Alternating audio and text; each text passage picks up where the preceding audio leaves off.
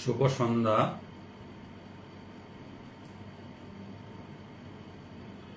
আসুন আমরা পরমেশ্বর ভগবানকে স্মরণ করে আজকের অনুষ্ঠান আরম্ভ করি।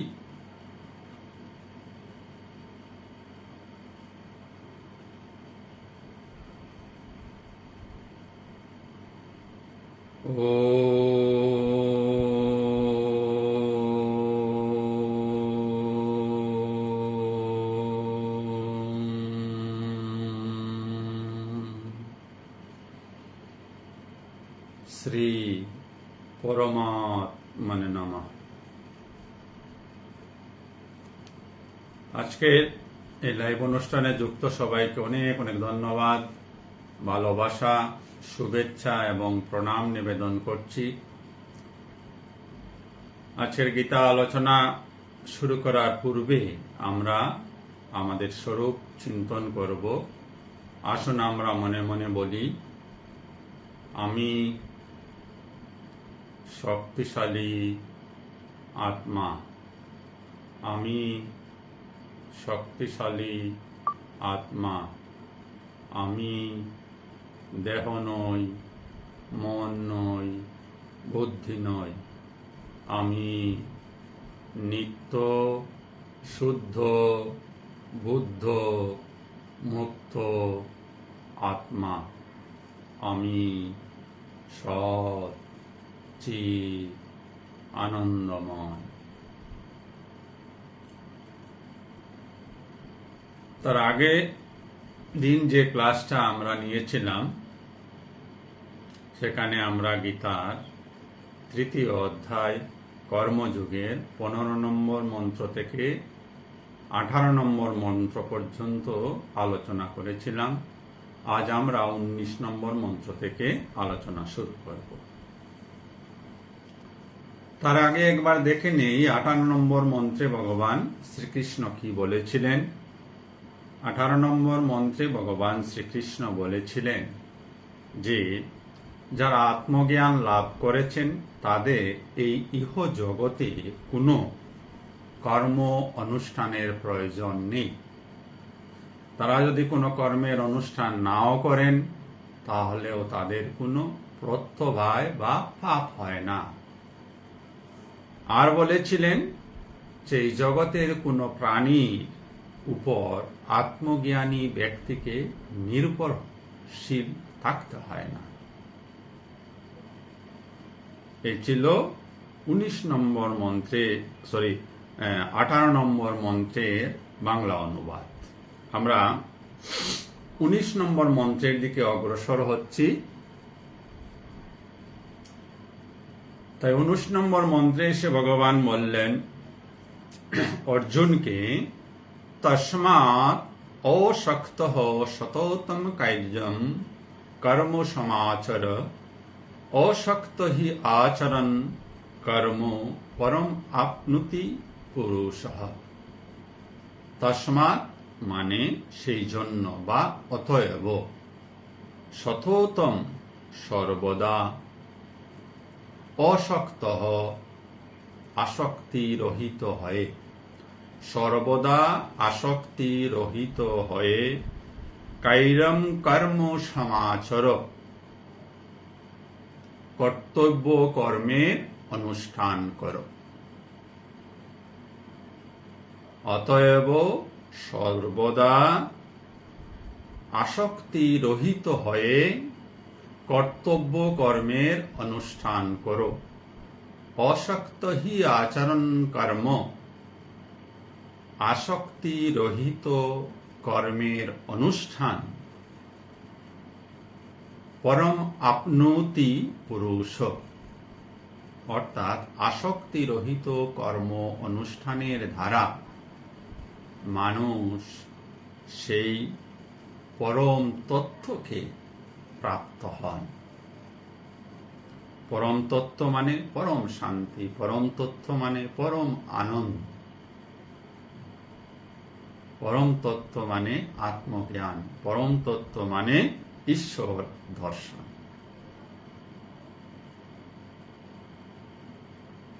আরো একবার দেখে নিচ্ছি 19 নম্বর মন্ত্রটিতে ভগবান জগৎবাসীকে বলছেন আমরা প্রত্যেকেই যেন আসক্তি রহিত হয়ে কর্ম করি। আমরা বড্ড আসক্ত হয়ে কর্মগুলি করি, তাই আমাদেরকে উপদেশ দিলেন আসক্তি রহিত হয়ে কর্ম করো। কেন? ভগবান বললেন যে আসক্তি রহিত হয়ে যদি কর্ম করো তাহলেই সেই পরম সত্যকে, পরম তত্ত্বকে উপলব্ধি করতে পারবে। এখানে একটা প্রশ্ন দাঁড়ায়, আমরা অধ্যাত্ম পথে কেন এসেছি? নিজেকে প্রশ্ন করতে হবে। আমাদের এই পথের মূল লক্ষ্য কি? যদি লক্ষ্য পরম তত্ত্ব লাভ হয়, যদি লক্ষ্য ঈশ্বর দর্শন হয়, যদি লক্ষ্য আত্মজ্ঞান লাভ হয়, তাহলে কর্মের প্রতি নজর দিতে হবে। কর্মগুলি যেন অনাসক্তভাবে করতে পারি, তবেই আমরা আমাদের লক্ষ্য স্থলে পৌঁছাতে পারব। এখানে স্থল বলতে কোনো জায়গা বিশেষ নয়।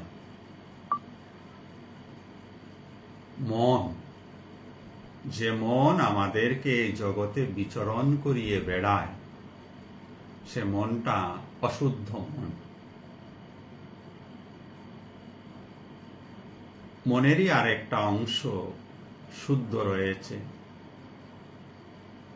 শুদ্ধ মন বারংবার আমাদেরকে বারণ করে বিভিন্ন কুকর্ম করা থেকে।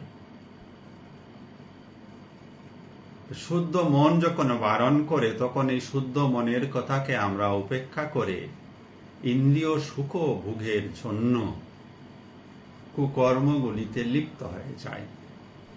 এখানে কুকর্ম বলতে চুরি করা, ডাকাতি করা, হত্যা করা থেকে শুরু করে পরের নিন্দা করা পর্যন্ত, কোনো জীবের প্রতি হিংসা করা পর্যন্ত,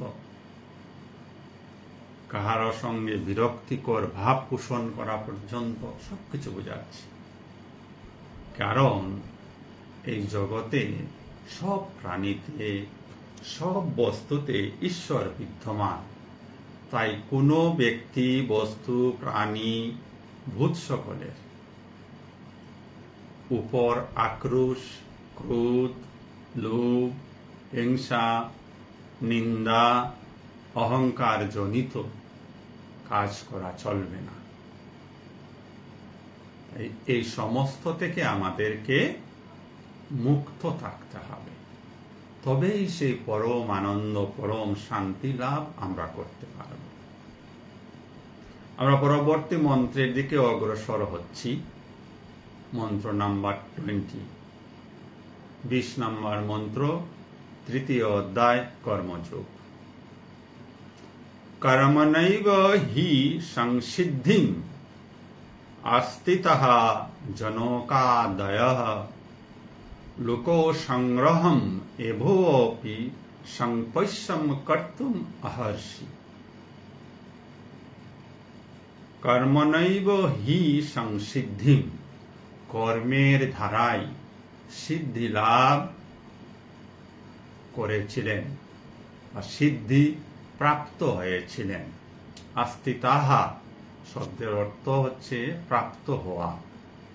কর্মণৈব হি সংসিদ্ধিম আস্তিতাহা, কর্মের ধারায় সিদ্ধি প্রাপ্ত হয়েছিলেন কারা? জনকাদয়ঃ, জনক আদি রাজারা।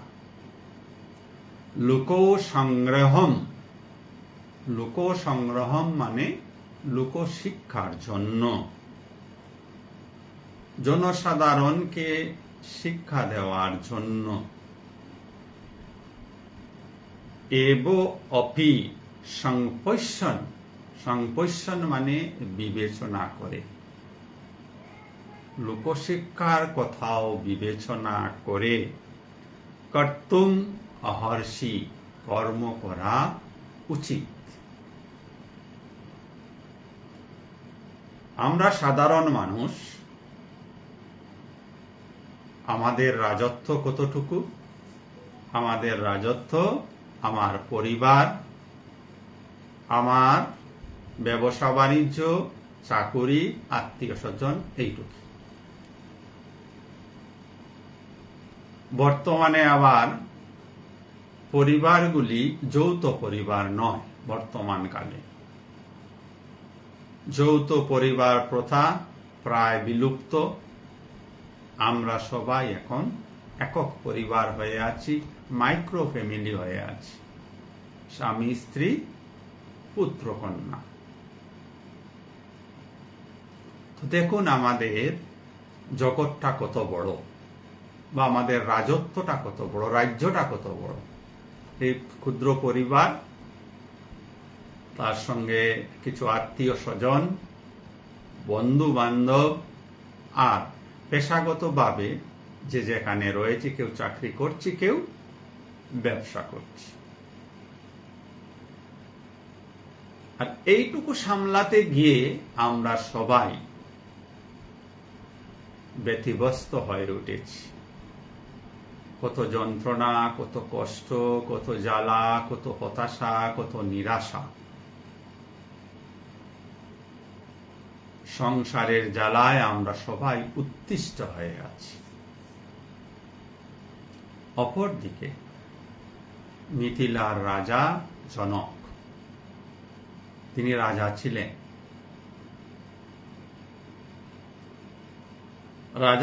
রাজা হলে পরে তার এক রাজত্ব রয়েছে, এক বিশাল ভূখণ্ড রয়েছে।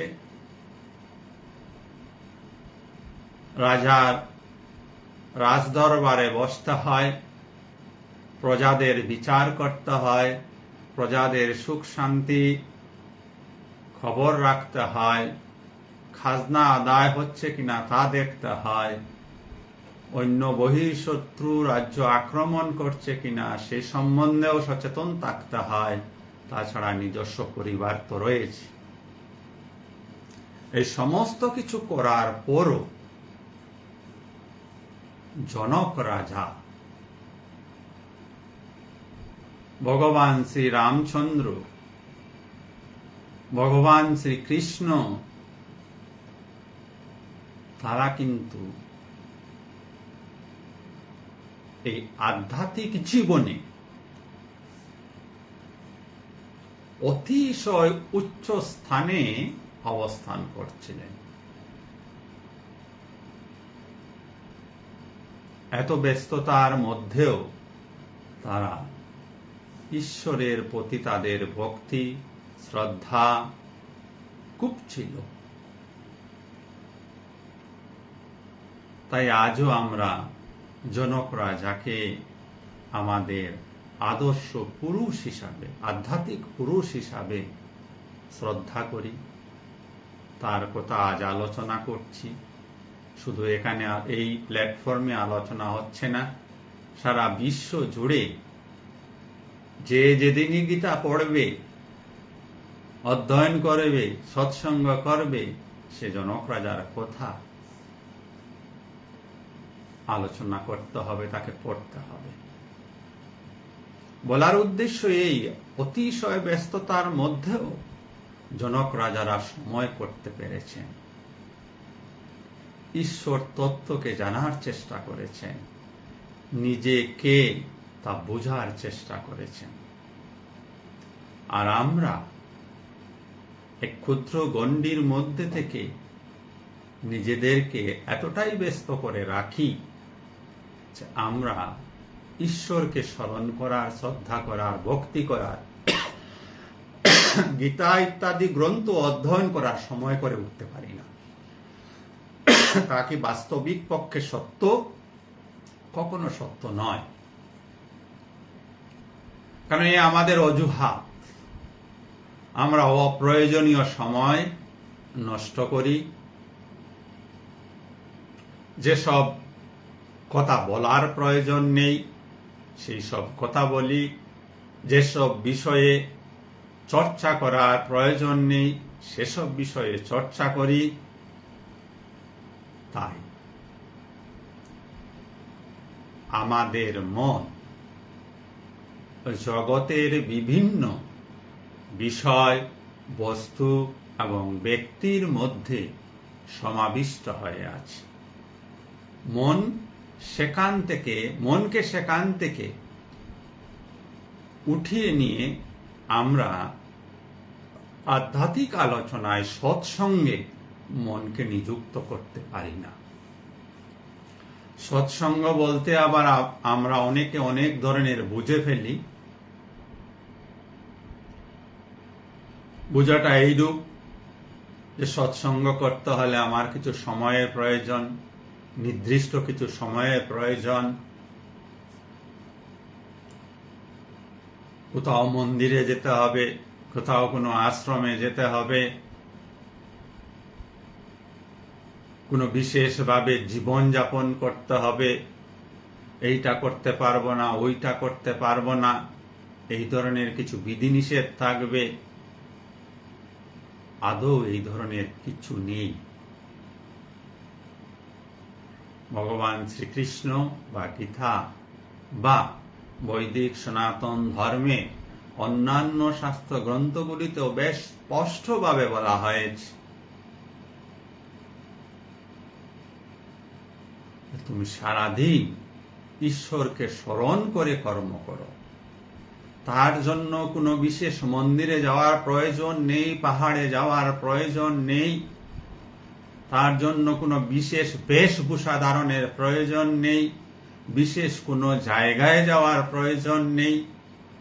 হাটে, ঘাটে, বাটে, মাঠে, রাস্তায় যখনই চলছ, যখনই কর্ম করছো, তখনই সেই কর্ম ঈশ্বরকে সমর্পণ করে করতে থাকো। তাই 19 নম্বর মন্ত্রে ভগবান বলেছিলেন, অনাসক্ত হয়ে কর্মগুলি করো। ঈশ্বরকে স্মরণ করে কর্ম করার নাম হচ্ছে অনাসক্ত হয়ে কর্ম করা। যখনই ঈশ্বরকে ভুলে গিয়ে আমরা কোনো কর্ম করি তা আসক্তিজনিত কর্ম হয়। আসক্তিজনিত কর্ম কি বলা হলো? আমি সেখানে কর্তা রূপে কাজটি করি। আমি যখন কর্তা রূপে কাজটি করি তখন সেই কাজটি আসক্তিজনিত কাজ হয়। আর আমি যখন ঈশ্বরের নিমিত্ত হয়ে কর্ম করি তা অনাসক্তভাবে কর্ম করা হয়। তাই মহাত্মাগণ কোথায় সময়ের প্রয়োজন? আপনাকে অফিস ডিউটি করতে হলে 10টা টু 8টা বা 6টা ডিউটি করতে হবে। ঈশ্বরের নাম নিতে হলে 10টা 8টার কোনো সময়ের প্রয়োজন নেই, যখন ইচ্ছা তখন। ভগবান এত করে শ্রীমদ্ ভগবদ গীতায় এই কথাগুলি বলছেন। একবার চলুন আমরা ভগবানকে বিশ্বাসী করে দেখি। যত মহাপুরুষগণ এই পৃথিবীতে এসছেন সবাই এই কথা বলে গেছেন। হ্যাঁ, কিছু বিশেষ রীতি নিয়ম দেওয়া হয়। কেন দেওয়া হয়, কাদেরকে দেওয়া হয়, একটু বুঝার চেষ্টা করুন।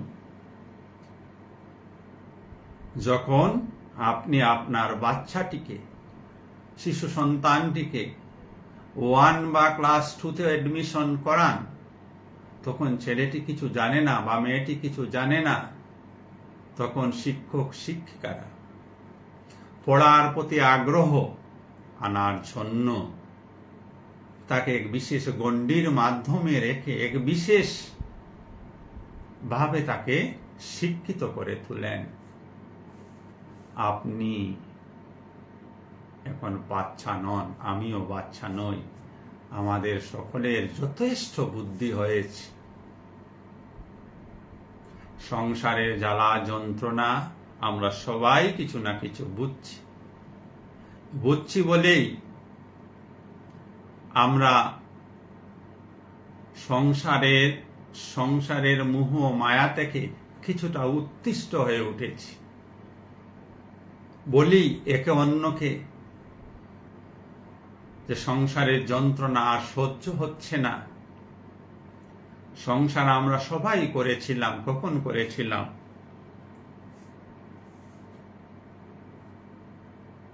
পরম্পরাগত গতানুগতিক জীবনের দ্বারায় প্রবাহিত হয়ে আধ্যাত্মিক জ্ঞান শূন্য অবস্থায় আমরা সবাই সংসার করেছি। তাকে আমরা ভুল করে ফেলেছি? না, ভুল করিনি। সংসার করে ফেলেছি, ভুল করিনি।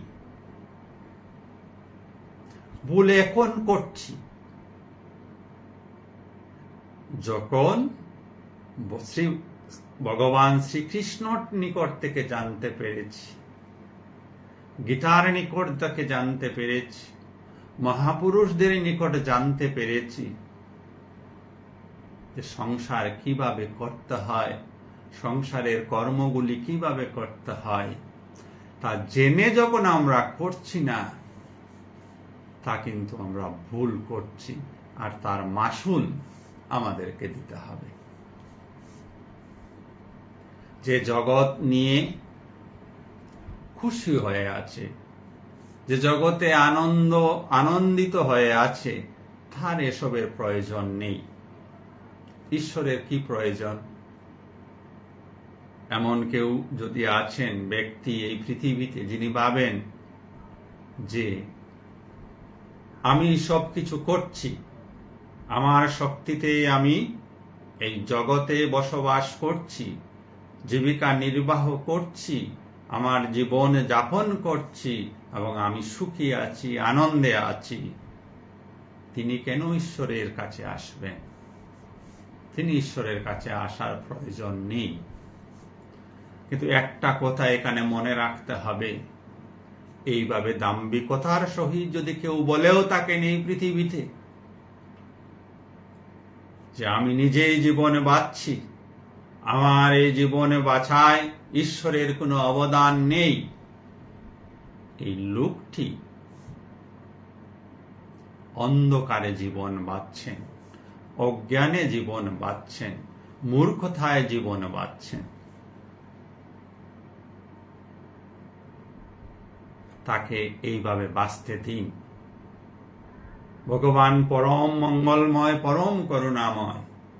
একদিন ওই মানুষটিও ভগবানের পথে আসতে হবে। কারণ স্বামী বিবেকানন্দ বলেছেন যে এই জগৎ সংসারের সব কিছু মুক্তির দিকে ক্রমশ অগ্রসর হচ্ছে। সবাই মুক্ত হতে চাইছে। ব্যবধান শুধু সময়ের। কেউ দ্রুত গতিতে মুক্তির দিকে অগ্রসর হচ্ছে, আর কেউ মুক্তি কি তাই জানেন না। এই অহংকারে মদমত্ত হয়ে যারা পৃথিবীতে জীবন বাঁচছেন, এর আগেও ভগবান এই কথাগুলি বলেছেন, তারা বৃথাই এই জীবন বাঁচছে, শুধুমাত্র ইন্দ্রিয় সুখ ভোগের জন্য জীবন বাঁচছে। জীবন বাঁচা শুধু ইন্দ্রিয় সুখ ভোগের জন্য নয়। মানব জীবন আমরা প্রাপ্ত হয়েছি তার একমাত্র উদ্দেশ্য নিজেকে জানা। আমরা নিজেকে জানি না বলেই আমাদের সমস্ত কষ্ট হচ্ছে। যেদিন আমরা নিজেকে জানতে পারবো, সেদিন আর কষ্ট থাকবে না। কারণ আপনি, আমি, আমরা সবাই আনন্দের খনি, শান্তির খনি। শুধু এই কথাটা জানি না। জানতে হলে কি করতে হবে? যেমন আপনার বাচ্চাকে বা আপনি বা আমি স্কুলে গিয়েছি ভৌতিক শিক্ষা লাভ করার জন্য, ম্যাথমেটিক্স কি, ফিজিক্স কি, কেমিস্ট্রি কি, সমাজবিদ্যা কি, এই বিষয়গুলি জানার জন্য আমরা যেমন স্কুলে গিয়েছি, ঠিক তদ্রূপভাবে আপনাকে কিছু ভগবানের প্রতি, ভগবান কি, এই প্রশ্নগুলি অবতারণ করতে হবে মনের মধ্যে। তবেই এই প্রশ্নের যখন অবতারণ হতে শুরু হবে, আপনা থেকে আপনার মন আধ্যাত্মিক জগতে সূক্ষ্ম থেকে সূক্ষ্মাতি বস্তু ধারণা করার ক্ষমতা অর্জন করবে। আর এই পর্যায়ে যখন আপনি আসবেন, তখন খুঁজে পাবেন যে আপনি সকল সুখের কারণ, আপনি সকল দুঃখের কারণ। এই জগতে কোনো মানুষ, কোনো প্রাণী, কোনো বস্তু আপনার সুখ দুঃখের কারণ নয়। আমরা প্রত্যেকেই আমাদের জীবনের সুখ দুঃখের কারণ। তাই স্বামী বিবেকানন্দ বলেছেন, none but me to blame। নিজেকে ছাড়া অন্য কাউকেই দোষারোপ করো না। আর আমরা আজ পর্যন্ত, এই মুহূর্ত পর্যন্ত যে যে স্থানে অবস্থান করছি, পারমার্থিক জগতের উন্নতির কথাই বলুন আর জাগতিক জগতের উন্নতির কথাই বলুন, আমরা যে যতটুকু হয়ে আছি বা প্রাপ্ত হয়েছি, তা আমাদের অতীত জীবনের কর্মফলের সমষ্টি মাত্র। কর্মফল মানে বোঝাতে চেয়েছি এইটাই, যে আমাদের মধ্যে, আমাদের মনে যে চিন্তাগুলি উঠেছে, সেই চিন্তাগুলি আমরা এক প্রকৃতি মাত্র, এক স্বরূপ মাত্র। যে যেমন চিন্তা করেছি, সে তেমনই এই জগতে স্থান প্রাপ্ত হয়েছে। তো জীবন যা চলে গেছে তাকে আর ফিরিয়ে আনা যাবে না। জীবন এই মুহূর্তে, এখন থেকেই যদি আমরা সুন্দর করার চেষ্টা করি, তো ভবিষ্যৎকে আমরা সুন্দর করতে পারব। ভবিষ্যতে গিয়ে ভবিষ্যৎকে সুন্দর করা যায় না। ভবিষ্যৎ কি? ভবিষ্যৎ হচ্ছে বর্তমান সময়ের এক্সটেন্ডেড পার্ট। জীবন সর্বদা বর্তমান, জীবন সর্বদা এই মুহূর্তে। তো এই মুহূর্ত যত সুন্দর, তত পরবর্তী মুহূর্তগুলো সুন্দর হবে। তাই এই অজুহাতে যেন আমরা অন্তত পক্ষে আত্মবিচারের ক্ষেত্রে, সাধনার ক্ষেত্রে, ভগবানের কাছে নিজেকে সমর্পণ করার ক্ষেত্রে এই অজুহাতগুলি যেন নিয়ে আসি না, যে আমার সময় হয়নি, আমার বয়স হয়নি, ভগবান আমাকে ডাকছেন না, আমার সাংসারিক কাজকর্ম থেকে আমি সময় পাচ্ছি না। এগুলি সব অজুহাতের কথা। একবার শুধু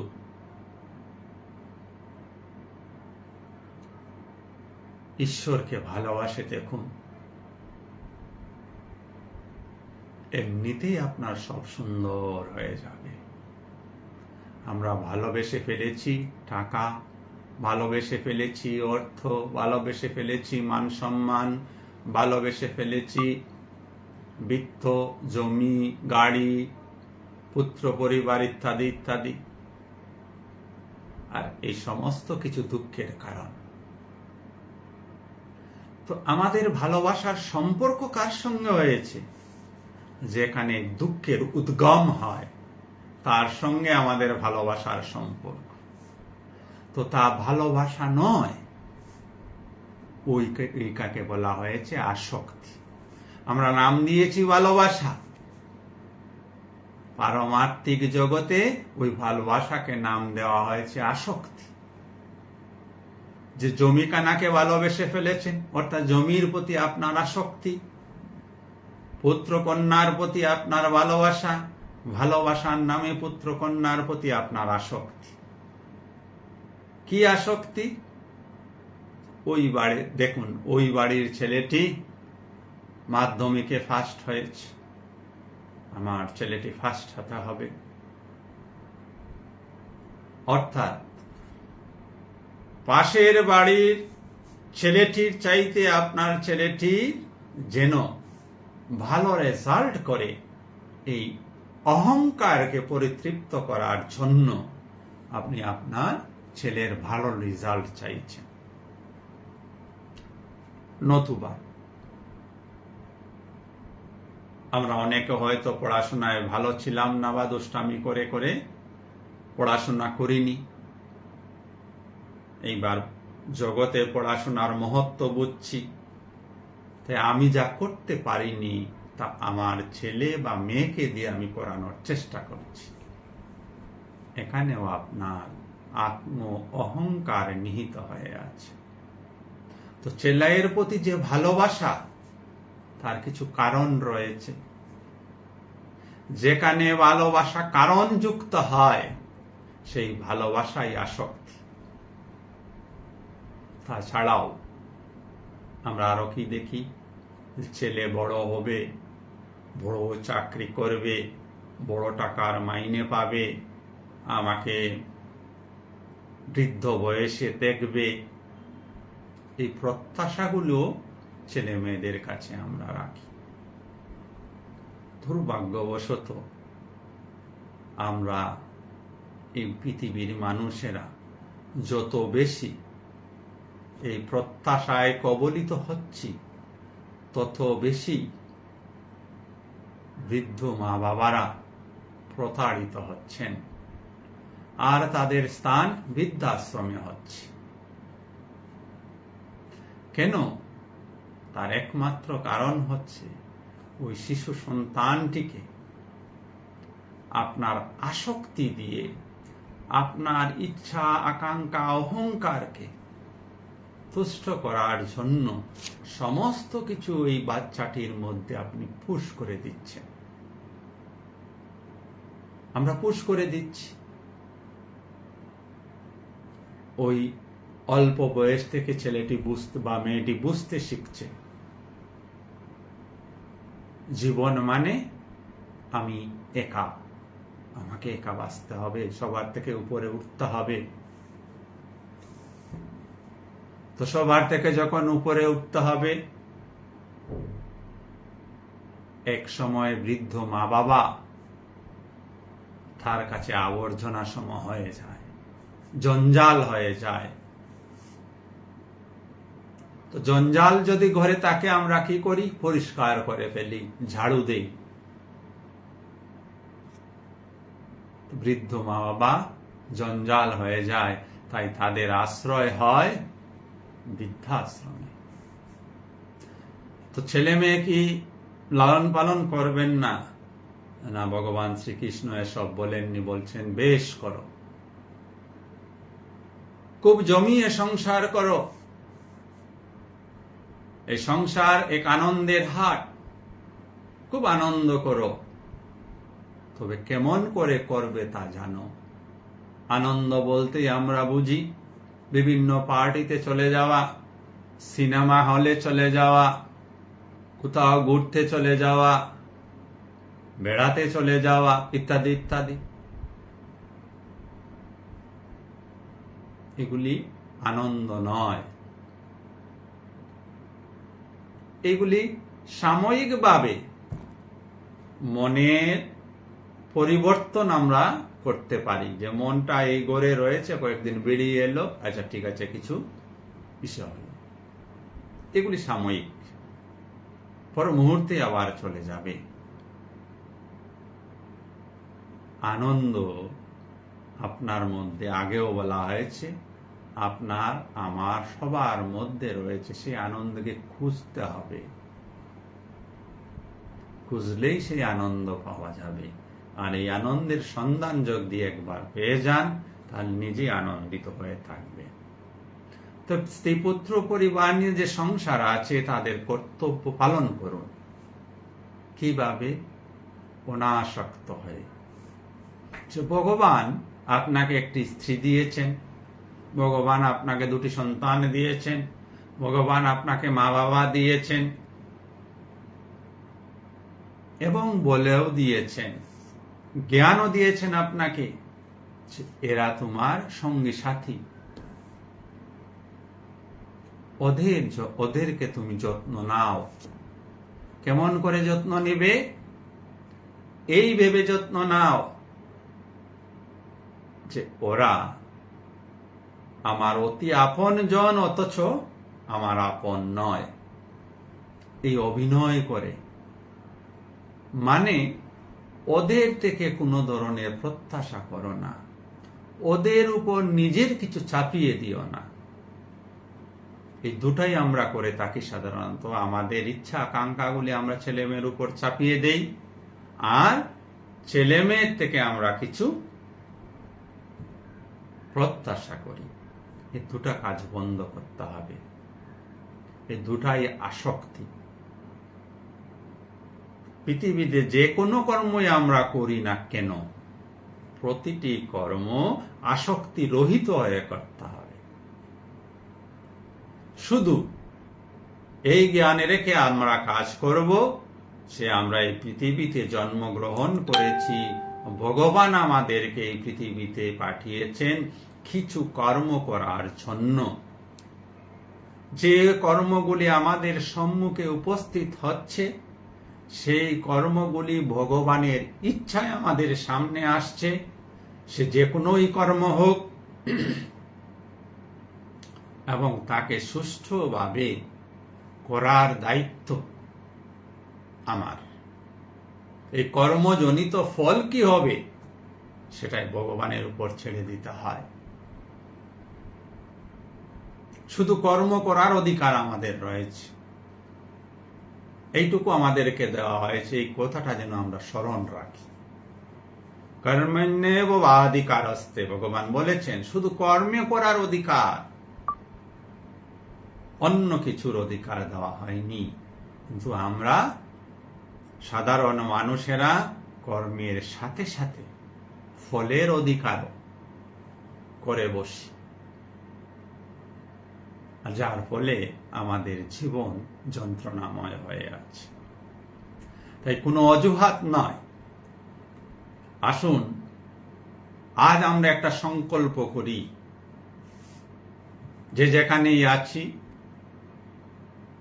আমরা যেন সংকল্প করি যে দৈনন্দিন সমস্ত কাজ করব, আরো নিষ্ঠার সঙ্গে করব, আরো বেশি করে কর্ম করব, অথচ প্রতিটি কর্মে ঈশ্বরকে স্মরণ করে করব। কাল থেকে আমি বা আপনি তাৎক্ষণিকভাবে সব শুভ কর্ম করতে পারবো না, কারণ এতগুলো বৎসর ধরে আমরা করে এসেছি, অনেক ভালো মন্দ কাজ করে এসেছি। কাল থেকে শুধু এই কথা আমাদেরকে মনে রাখতে হবে যে কর্ম আমি করছি কার জন্য? ঈশ্বরের জন্য। কর্মটা কে দিয়েছেন? ঈশ্বর দিয়েছেন। কর্মটার ফল কে ভোগ করবেন? ঈশ্বর ভোগ করবেন। বাস। গতানুগতিক যে কর্মগুলি করছিলেন করতে থাকুন। ধীরে ধীরে আপনার থেকে আমার থেকে অসৎ কর্মগুলি সরে যাবে, ভগবান সরিয়ে দেবেন। আপনার জীবনের বিন্দুমাত্র ক্ষতি হবে না, অর্থনৈতিক ক্ষতি হবে না, স্বাস্থ্যের ক্ষতি হবে না, পারিবারিক ক্ষতি হবে না, সম্বন্ধের ক্ষতি হবে না, ক্ষমতার ক্ষতি হবে না, মান সম্মানের ক্ষতি হবে না, কিচ্ছু হবে না। বরঞ্চ উত্তর উত্তর এইগুলি বৃদ্ধি পাবে। যেমন যেমন ঈশ্বরের প্রতি আমরা একনিষ্ঠ হব, তেমন তেমনি আমাদের জীবন সার্বিকভাবে পরিবর্তিত হবে। সার্বিক পরিবর্তন মানে বলাই আছে ধর্ম, অর্থ, কাম, মোক্ষ, এই চারিটা ফল পাওয়া যায়। ধর্ম আছে এখানে, এই আধ্যাত্মিকতায় অর্থও আছে, কামনা বাসনাও পরিপূর্ণ হয়, মুক্তিও হয়। যেমন যেমন আমাদের নিষ্ঠা ঈশ্বরের প্রতি বাড়বে, তেমনি প্রতিটি কর্মের প্রতি আমাদের একাগ্রতা, নিষ্ঠা, শ্রদ্ধা, নিপুণতা বাড়বে। আর দুটা মানুষের মধ্যে পার্থক্য হচ্ছে, জাগতিকভাবে দুটা মানুষের মধ্যে পার্থক্য, কেউ ধনী এবং কেউ গরিব। কেন ধনী গরিবের পার্থক্য কি? কেন কেন একজন শিক্ষিত, কেন একজন অশিক্ষিত? এই পার্থক্যগুলো কিসে? এই পার্থক্যগুলো হচ্ছে একজন আরেকজনের চাইতে বেশি নিষ্ঠাবান, বেশি শ্রদ্ধাশীল, বেশি একাগ্র, বেশি নিপুণ। দেখে নিন, জীবনে যত মানুষের সঙ্গে মিশেছেন, যাদেরকে আপনি জানেন, এই জগতের যত কিছু অভিজ্ঞতা আপনার রয়েছে মানুষ সম্পর্কে, দুটা মানুষের মধ্যে তুলনা করে দেখবেন এই কয়েকটা জিনিসেরই পার্থক্য রয়েছে, তুলনামূলক পার্থক্য রয়েছে, কম বেশি রয়েছে, যার ফলে একজনের জীবন উন্নত আর একজনের জীবন অবনত হয়ে আছে। অন্য কিছু নয়, কারণ অন্য কিছু নয়। এই জন্যই বলা হচ্ছে, ভগবান যখন মানুষকে সৃষ্টি করেছিলেন, প্রত্যেককেই ভরপুর জ্ঞান, ভরপুর বিবেক, ভরপুর বৈরাগ্য দিয়ে সৃষ্টি করেছিলেন। তার প্রমাণ হচ্ছে আমরা এক সময় গাছের ঢালে থাকতাম, বাদরের মতো ঝুলে ঝুলে থাকতাম, ফলমূল, কাঁচা মাংস ইত্যাদি খেতাম। আমাদের বুদ্ধির বিকাশ, জ্ঞানের বিকাশের সাহায্যে আজ মানুষ কোথায় চন্দ্রে চলে যাচ্ছে, কবে মার্সে চলে যাবে, মঙ্গল গ্রহে চলে যাবে। জীবন শৈলীর কত ভৌতিক পরিবর্তন হয়েছে। রোদ, বৃষ্টি, খরা ইত্যাদির হাত থেকে আমরা আজ মুক্ত হতে পেরেছি। এগুলি ভৌতিক উন্নতি। তো ভৌতিকভাবে মানুষ অনেক উন্নতি সাধন করেছে তার বুদ্ধির জন্য, তার জ্ঞানের বিকাশের জন্য। কিন্তু ভৌতিক বিকাশ মানুষের উন্নতির পরিচায়ক নয়। ভৌতিক বিকাশ উন্নত সভ্যতার পরিচায়ক নয়। উন্নত সভ্যতার পরিচায়ক বা উন্নত জীবনের পরিচায়ক সেদিন হবে যেদিন এই মানুষের মধ্যে প্রেম, ভালোবাসা উন্নতি হবে। যদি প্রেমের উন্নতি হয়, প্রকৃত ভালোবাসার উন্নতি হয়, তাহলে বৃদ্ধাশ্রম হবে না, অনাথ আশ্রম হবে না, মানুষে মানুষে কাটাকাটি হবে না, দেশে দেশে যুদ্ধ হবে না, একজন আরেকজনকে ঠগাবে না, একজন আরেকজনকে মারবে না, পুলিশ মিলিটারির এত প্রয়োজন হবে না। তো ভৌতিক উন্নতি আমরা সাধন করতে পেরেছি, আধ্যাত্মিক নয়। আধ্যাত্মিক উন্নতি সাধন না হওয়ার ফলে জগৎ বিভীষিকাময় হয়ে আছে। প্রত্যেকেরই আজ বাইরে বেরুলে চিন্তা হয়, জীবন নিরাপত্তা নেই। ধীরে ধীরে গড়ে আমরা বড় বড় তালা ঝুলাচ্ছি, তবু নিরাপদ নয়। আগে ছোট তালা ছিল, শিকল দিয়ে বেঁধে যেত মানুষ দরজা। এখন তালার উপরে তালা, তার উপরে তালা। কেন? বাঘ ভাল্লুক এসে ঘরে প্রবেশ করে যাবে তার জন্য? হাতি এসে ঘরে ঢুকে যাবে তার জন্য না, মানুষ এসে ঘরে ঢুকে যাবে, মানুষ নামক পশুটি ঘরে এসে ঢুকে যাবে। কেন পশু বলা হলো? এই জন্য পশু বলা হলো যে তার ভৌতিক জ্ঞান আছে, আধ্যাত্মিক জ্ঞান নেই, পারমার্থিক জ্ঞান নেই। পশুর ভৌতিক জ্ঞান আছে কিছু কিছু, মানুষের চাইতে কম যদিও আছে। কিভাবে খেতে হয়, কিভাবে বাচ্চা উৎপাদন করতে হয়, কিভাবে ঘুমাতে হয়, এইটুকু জানে।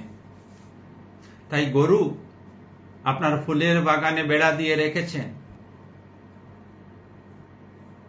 বেড়াকে উপেক্ষা করে বেড়া ভেঙে সে আপনার ফুলের বাগানে ঢুকে যাবে, তার এটা চাই, খাওয়া চাই। মানব পশু আপনি ঘরে তালা দিয়ে রেখেছেন, আপনার ঘরের ধন সম্পদ তার চাই। তো যে গরুটি বেড়া ভেঙে আপনার বাগানে প্রবেশ করে আপনার বাগানকে নষ্ট করছে, বাগানের চারাগুলি খেয়ে ফেলছে, তাকে যদি পশু বলা হয়, ওই মানুষটাকে কি বলা হবে? যে আপনার ঘরে তালা ভেঙে প্রবেশ করে আপনার ঘরের সম্পত্তি নিয়ে যেতে চায়, তাকে কি বলবেন? মানুষ না মানুষ নামক পশু? কারণ দুজনেরই বৃত্তি এক, দুজনই ইন্দ্রিয় সুখ ভোগের জন্য লালায়িত হয়ে আছে। তাই দুজন সমস্তরীয় জীব। পশুর উপায় নেই, তার বুদ্ধির বিকাশ হবে না, গরুর বুদ্ধির বিকাশ হবে না। সে অনাদিকাল থেকে গরু ঘাস খাচ্ছে, সে ভাবতেও পারে না, চিন্তাও করারও সার শক্তি নেই যে ঘাসের পকোড়া বানিয়ে খাবো। সে চিন্তা তার আসে না, সে চিন্তা করার মতো ক্ষমতা তার নেই। কিন্তু যে মানুষটি একদা ঘাস খেয়েছিল গরুর সঙ্গে জঙ্গলে, সে আজ আর ঘাস খাচ্ছে না, আজ আলুকে সে চিপস তৈরি করে খাচ্ছে। তাহলে কি বোঝা গেল? মানুষের মধ্যে অপরিসীম জ্ঞান রয়েছে, কিন্তু জ্ঞানের গতিধারা কোন দিকে? জ্ঞানের গতিধারা এই শরীরকে সন্তুষ্ট রাখা। এই শরীরকে সন্তুষ্ট রাখা মানে এই শরীরে থাকা ইন্দ্রিয়গুলোকে সন্তুষ্ট রাখা। যদি ওই জ্ঞানের গতিধারাকে ডাইভার্ট করা যায়, কিছু পরিবর্তন করতে হয় না, শুধু ডাইভার্সন। কোথায়? ঈশ্বরের দিকে। মানুষ জগতের দিকে ছুটছে, ওই জগতের দিকে না ছুটে নিজের দিকে ছুটতে হবে। ঈশ্বর নিজের ভিতরে, তো ঈশ্বর কোথাও বাইরে নেই। তো গতি দুইটাই, একটা বহির্গতি, একটা অন্তর্গতি। যে গতিতে আমরা বাইরে চলে যাচ্ছি, যে মন সর্বদা বাইরে চলে যাচ্ছে, সেই মনকে অন্তর্মুখী গতি দিতে হয়। অন্তর্মুখী গতিতেই সকল সমস্যার সমাধান। আগেও বলা হয়েছে যে এই অন্তর্মুখী গতির জন্য কিচ্ছু প্রয়োজন হয় না, শুধু বিচারের প্রয়োজন। বিচার করতে হলে কোনো মন্দিরের প্রয়োজন নেই, কোনো গুফায় গিয়ে বসার প্রয়োজন নেই, কোনো পাহাড় পর্বতে যাওয়ার প্রয়োজন নেই। সারাদিন বিচার করতে পারেন, ইউ আর ফ্রি। বাথরুমেও গিয়ে বিচার করতে পারেন, আমি কে? আমি কি এই শরীর? আমি কি মন? আমি কি বুদ্ধি? বিচার করুন। আমি কি আসক্ত হয়ে কর্ম করছি? ভগবান যে বললেন অনাসক্ত হয়ে কর্ম করো, এই দুটাই বিচার করুন না। আমি কর্মকে আসক্ত হয়ে করছি না অনাসক্ত হয়ে করছি? আমি কিসের দ্বারা প্রেরিত হয়ে কর্ম করছি? কোন বৃত্তি আমার মধ্যে? লোভ বৃত্তি আছে, ক্রোধ বৃত্তি আছে কি? হিংসাবৃত্তি আছে কি, আমি কি বৃত্তির দ্বারা প্রভাবিত হয়ে কর্ম করছি, এগুলি জানার চেষ্টা করলেই ধীরে ধীরে মন অন্তর্মুখী হয়ে যাবে, আর মনের গভীরের রহস্য আমরা জানতে সক্ষম হব। আর ওই যেদিনই মনের গভীরের রহস্য জানতে সক্ষম হব, সেদিনই আমরা আত্মজ্ঞান লাভ করব। আত্মজ্ঞান লাভ করলে কি লাভ হবে? লাভ এইটুকুই হবে, জগৎ সংসার যেমন আছে তেমনি থাকবে। জগতের কোনো কিচ্ছু আপনাকে আর কষ্ট দিতে পারবেন না। আপনি বুঝে যাবেন কষ্টের মূল কারণ কি, ওই লোকটি এরকম ব্যবহার কেন করছে বুঝতে পারবেন। ম্যাজিশিয়ান যখন ম্যাজিক দেখায় তখন আমরা বড় আহ্লাদিত হই, আনন্দিত হই। আমরা ম্যাজিশিয়ানকে দেখি না, সে তার ম্যাজিক গুলাকে দেখি। ম্যাজিক সত্য না ম্যাজিশিয়ান সত্য? ম্যাজিক থেকে যে ম্যাজিক দেখাচ্ছে সে সত্য। আর যদি কোনো কারণে ম্যাজিকের ট্রিক্স গুলি বুঝে নেন, তাহলে ওই ম্যাজিকটা আপনার সামনে প্রদর্শন করলে আপনি কি আগের মতো আহ্লাদিত হবে? না, কারণ ম্যাজিকটা ট্রিক্স আপনি জেনে গেছেন। ঠিক তদ্রূপ ভাবে মনের গভীরে যখন আপনার গমন হবে, সুখ দুঃখের সমস্ত কারণগুলি আপনার জানা হয়ে যাবে। কেন একজন আপনার কাছে আসছে, কেন সে আপনাকে গালিগালাজ করছে বা প্রশংসা করছে, কারোর প্রশংসাতেও আপনি মোহিত হবেন না, কারো গালিগালাজেও আপনি দুঃখিত হবেন না। কেন দুঃখিত হবেন না? কারণ হচ্ছে আপনি জেনে গেছেন এই দুটার মধ্যে কোনোটাই সত্য নয়। প্রতিটি মানুষ তার আন্তরিক গুণের দ্বারা প্রভাবিত হয়ে সে নাটক করে চলছে, অভিনয় করছে। তো ওদের থেকে কোনো ময়লা বা ঢিল বা কোনো আবর্জনা আপনি আর আপনার দেহে মাখাবেন না, আপনার মনে মাখাবেন না। এখন তো আমরা কি করি, কেউ কিছু বলল, প্রশংসা করুক আর ঘৃণা করুক আর মন্দ কথা বলুক, আমরা এগুলিকে ভিতরে নিয়ে রাখি, আর এর জন্যই কষ্ট পাই। তখন এইগুলি ভিতরে প্রবেশ করবেন না, এগুলি বাইরে থেকে আপনি দেখবেন। যেদিনে আপনি আপনার বৃত্তিকে দেখতে শুরু করবেন যে বৃত্তি উঠছে, কেন উঠল, ও বৃত্তি ক্লাসিফাই করতে শুরু করবেন, ক্লাসিফিকেশন করতে শুরু করবেন, অটোমেটিক্যালি আপনার মধ্যে এক জ্ঞান ধীরে ধীরে বিকশিত হবে। জগতের সমস্ত রহস্য, মানুষের রহস্য আপনার কাছে প্রকাশিত হতে থাকবে, এবং সেদিন আপনার জীবন শান্তি এবং আনন্দে ভরপুর হয়ে উঠবে। তাই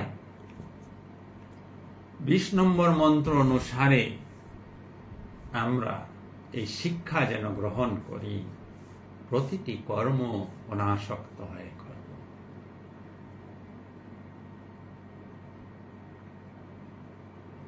জনক রাজারা যেভাবে এত ব্যস্ততার মধ্যেও অনাসক্ত হয়ে কর্ম করে গেছেন, তাই তাদের জীবন আজও আমাদের কাছে আদর্শ স্বরূপ। আমরাও প্রত্যেকে যেন চেষ্টা করি সেই আদর্শে বলীয়ান হয়ে ভগবান শ্রীকৃষ্ণের উপর সম্পূর্ণ আস্থা রেখে, বিশ্বাস রেখে, এবং আমাদের জীবনের প্রধান লক্ষ্য আত্মজ্ঞান লাভ, এটাকে স্মরণ রেখে প্রতিটি কর্ম ঈশ্বরের উদ্দেশ্যে, ঈশ্বরের জন্য যেন আমরা করি। ধীরে ধীরে এই অভ্যাস সের দ্বারা আমরা আমাদের আন্তরিক যত দুঃখ সেই দুঃখ কষ্ট থেকে মুক্ত হয়ে যাব। আপনারা যারা আজকে এই ফেসবুক লাইভ অনুষ্ঠানে যুক্ত হয়েছেন, সবাইকে অনেক অনেক ধন্যবাদ। আমরা আজকের অনুষ্ঠান এখানে সমাপ্ত করব। সবার কাছে অনুরোধ রইল, আমরা চেষ্টা করি প্রতি সোমবার এবং প্রতি শুক্রবার এই অনুষ্ঠানটা করার, লাইভ অনুষ্ঠানটা। সবাই সংযুক্ত হবেন। কারো যদি কোনো বিশেষ প্রশ্ন থাকে, কিছু যদি আলোচ্য বিষয়ের উপর বুঝতে কোনো জায়গায় অসুবিধা হলে অবশ্যই মেসেজে জানাবেন, বা পরবর্তী সময় আমার সঙ্গে হোয়াটসঅ্যাপ বা ফেসবুকে যোগাযোগ রাখতে পারেন। আমি আমার সাধ্যমতো চেষ্টা করব। আমি কোনো সাধু পুরুষ নই, কোনো জ্ঞানী পুরুষ নই, আপনাদের মতোই একজন সাধারণের সঙ্গে যখন কথা বলে, কথাগুলিও সাধারণ হয় এবং তার মধ্যে এক যথেষ্ট আমরা খোলাখুলি আলোচনা করতে পারি, খোলাখুলিভাবে আলোচনা করতে পারি। সবার কাছে অনুরোধ রইল, যারা এই অনুষ্ঠানে যুক্ত হয়েছেন আজ, সবার কাছে অনুরোধ যে আপনারা এই অনুষ্ঠানে যুক্ত হওয়ার চেষ্টা করবেন। আর কোনো সুবিধা অসুবিধা বোঝার থাকলে অবশ্যই যোগাযোগ করবেন। আপনাদের সকলের হৃদয়স্থ আত্মাকে আমার সশ্রদ্ধ প্রণাম নিবেদন করছি এবং আজকের অনুষ্ঠান এখানেই সমাপ্ত করছি। শুভরাত্রি। সবাই ভালো থাকুন, সুখে থাকুন, আনন্দে থাকুন।